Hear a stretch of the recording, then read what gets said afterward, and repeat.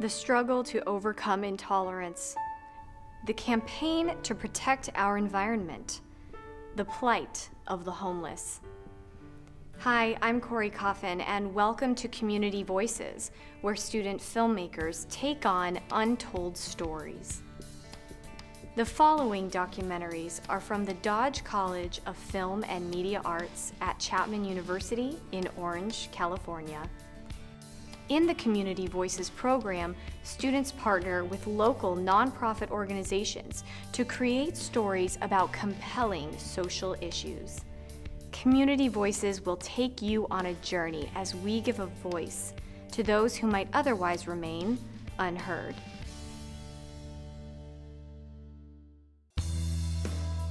In Worlds Apart, we meet a young woman, Rose, as she strives to become the first person in her family to graduate from college.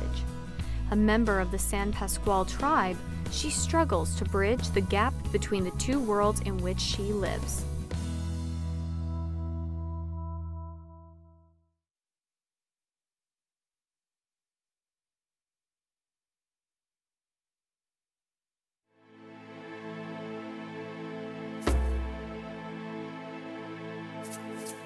Not everyone understands me. People don't know who I am.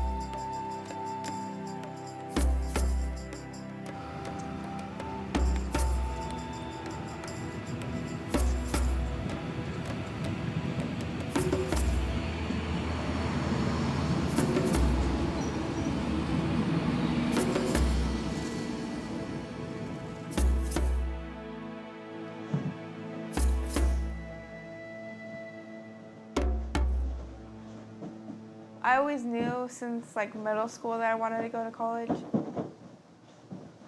A lot of people came to my high school, talked about different college options, and it just inspired me.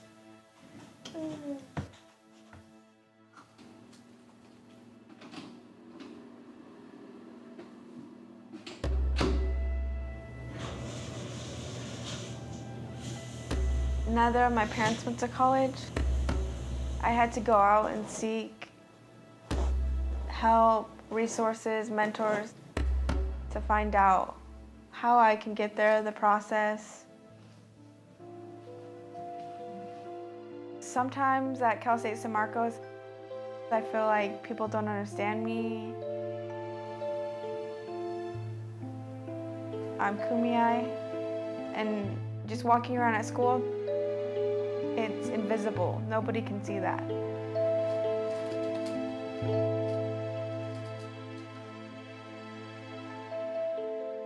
Originally, I'm from the Ipai Nation of San Isabel, and the 12 Kumeyaay reservations are down here. About 30 or so minutes west is Cal State San Marcos.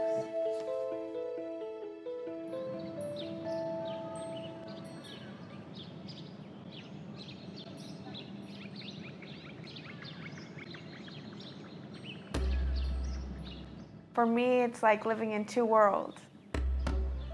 I attempt to allow people to understand my culture, who I am, and the Kumeyaay people.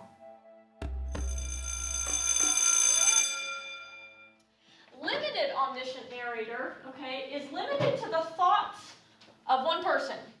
You're walking around with that person, you only know the story from their point of view.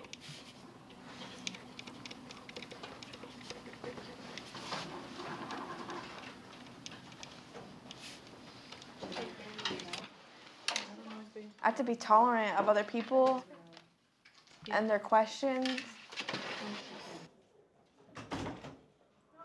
They don't understand that way of life like I do.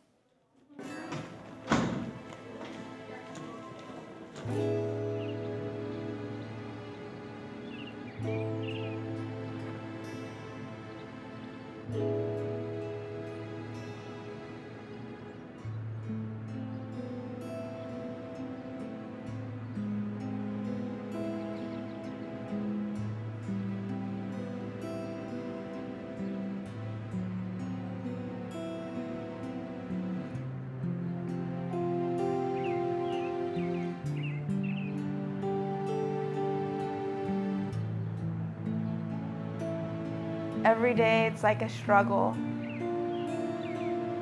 to bridge that gap between two worlds.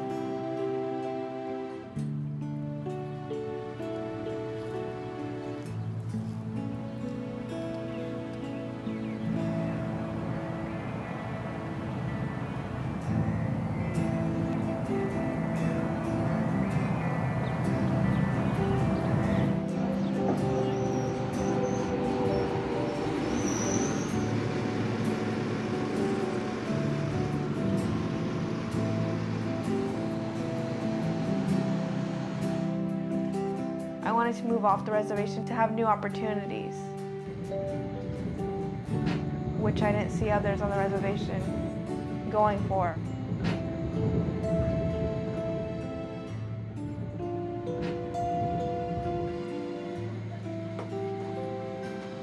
I knew if I stayed there for so long, I'm just going to be tempted to do wrong things. I'll get distracted from school.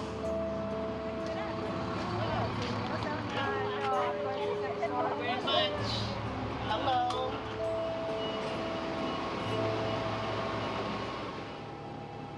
It's really rare to see even anybody with a college education on the reservation.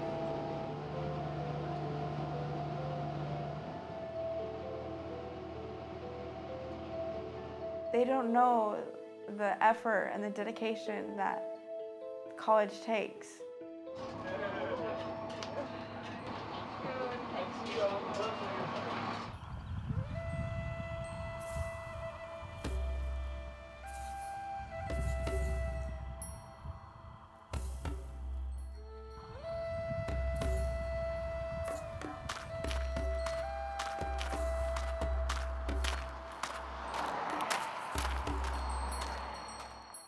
Growing up without culture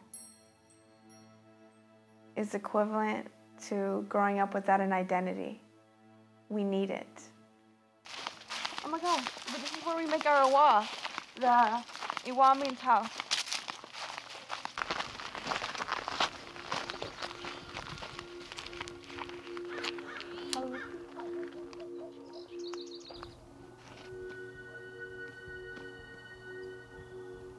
It looks much nicer when it's fresh, but this is from last summer.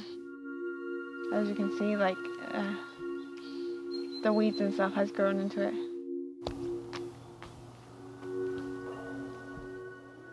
When I'm off at school for a long time, I kind of feel like disconnected, and I need that spiritual way to help guide me.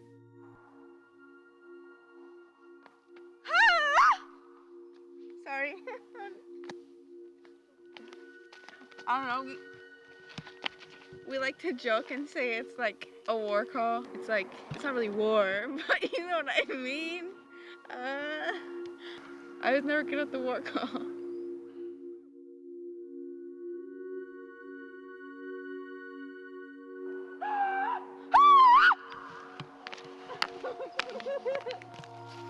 Well, I guess it's kind of like a where are you kind of thing, and then like the other person yells like, oh, I'm over here. I was trying to do the war call. I heard you. I was like, is that Rose trying to do the war call? Hey, I told you guys I can't do the war call.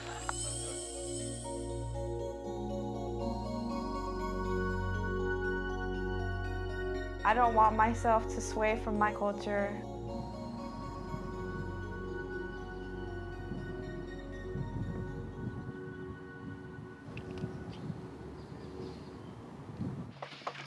Okay, so this is our education department.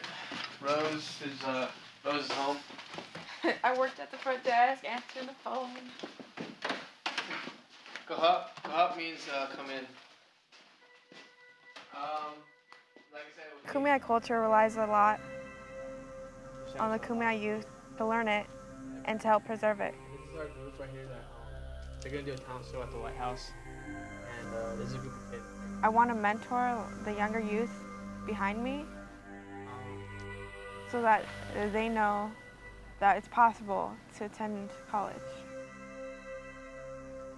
See if the end is gonna work. Everybody has the same options. Everybody has the same choices, and it's up to them where the road's gonna lead them.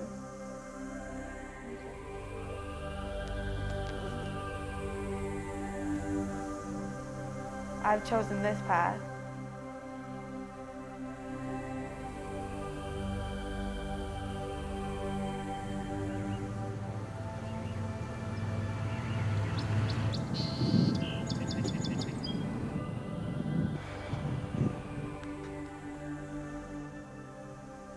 Sometimes when, like, I'm having a bad day, I take my lighter and I take this outside and I burn it and I just, like, cleanse myself everywhere. My prayers can go out with the sage. Like, you notice that I have, like, little things around my room so I don't, like, feel, like, so lonely.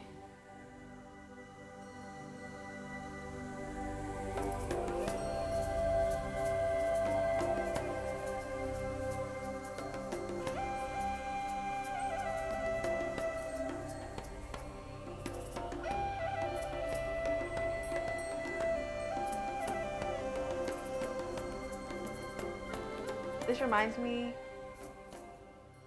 about my culture and my independency to pursue higher education. An eagle feather that can represent you flying farther.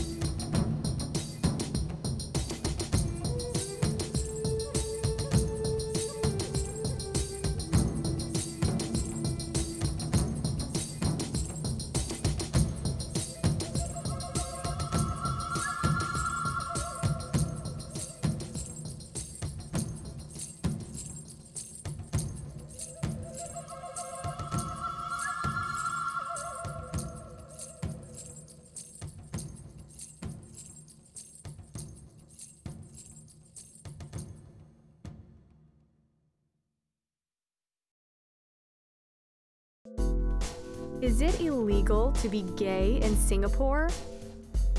Penal Code 377A makes it a crime for two men to be romantically intimate with each other. In Blow, David Thompson, a gay college student, searches to understand this law and the apparent complacency of those affected by it.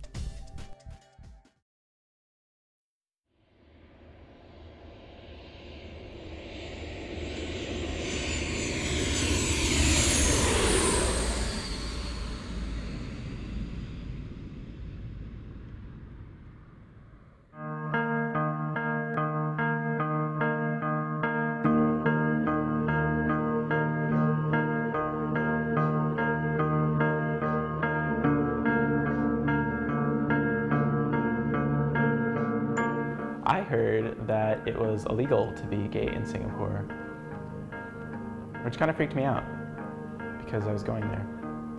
And I didn't know if I was gonna have to go back into the closet or if people would accept me there, and that was scary.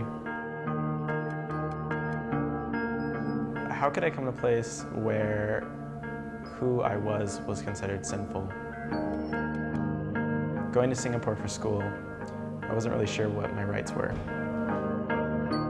I was afraid that I was going to have to hide who I am. I was wrong.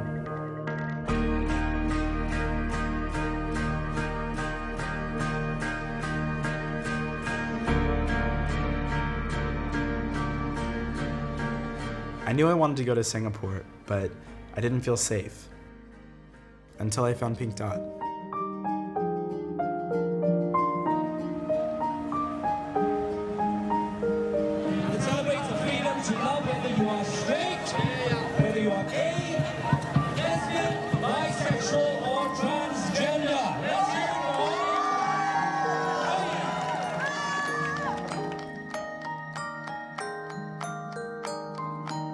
Pink Dot made me feel safe, but confused me.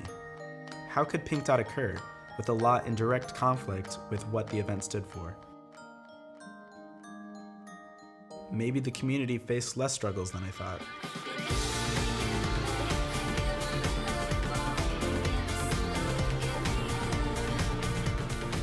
I provide a ground here for gay people to be free, to express themselves, to be able to say what they want to say in a club. I don't think we are being treated second class because we walk into any shopping, dinners or restaurants or movies or even clubs, be it straight or gays.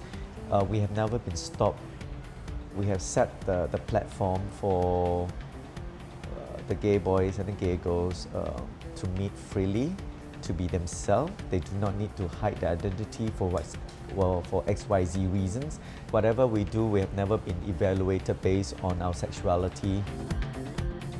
I asked a couple people outside of the club what they thought of 377A. No idea what it is. You know what it is? I actually have never heard of it. There's a law in Singapore making it illegal for two gay guys to have sex.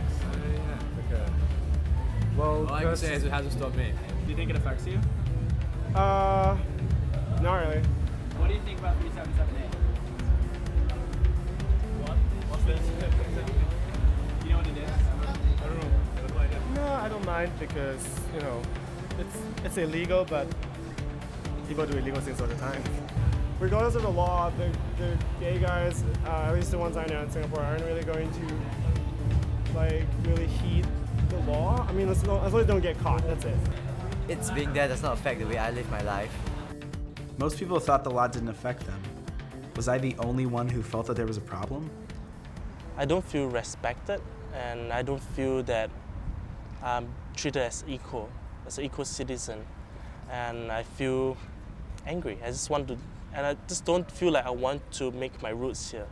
And without 377A being removed, the other gay rights can't come in.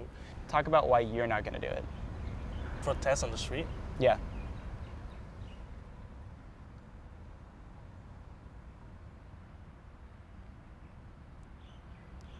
I would say I guess I'm afraid, if I'm being honest.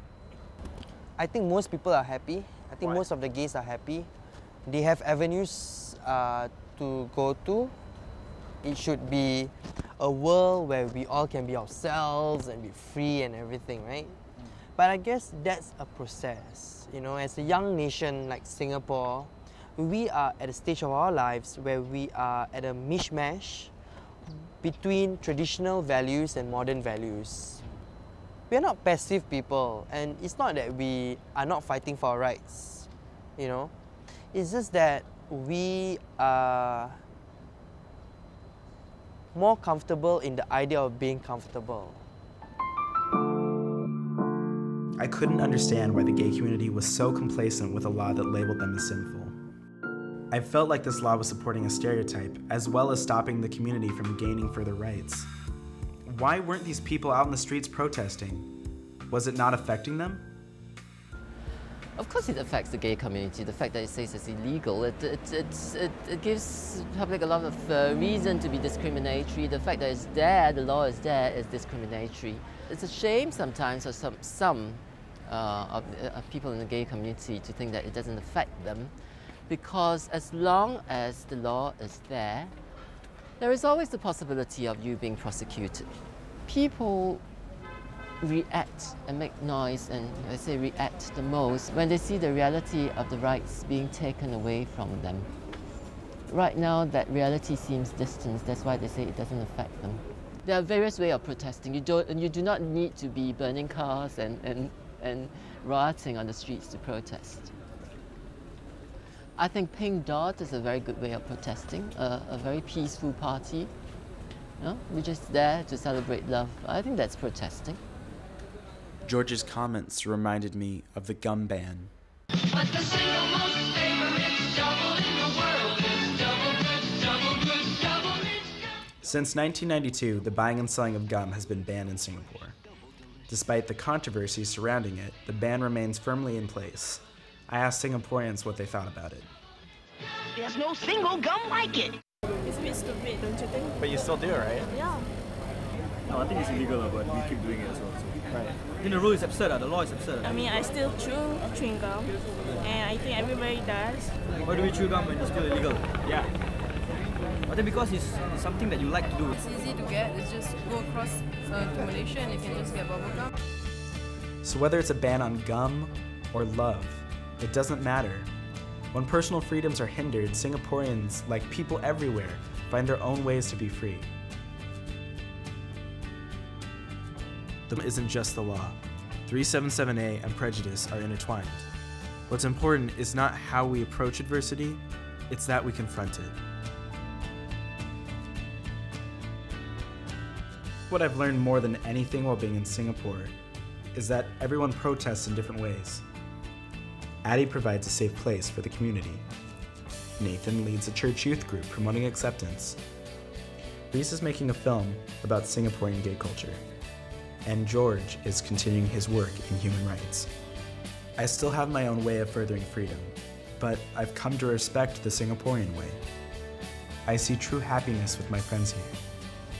Their capacity for love blows my mind.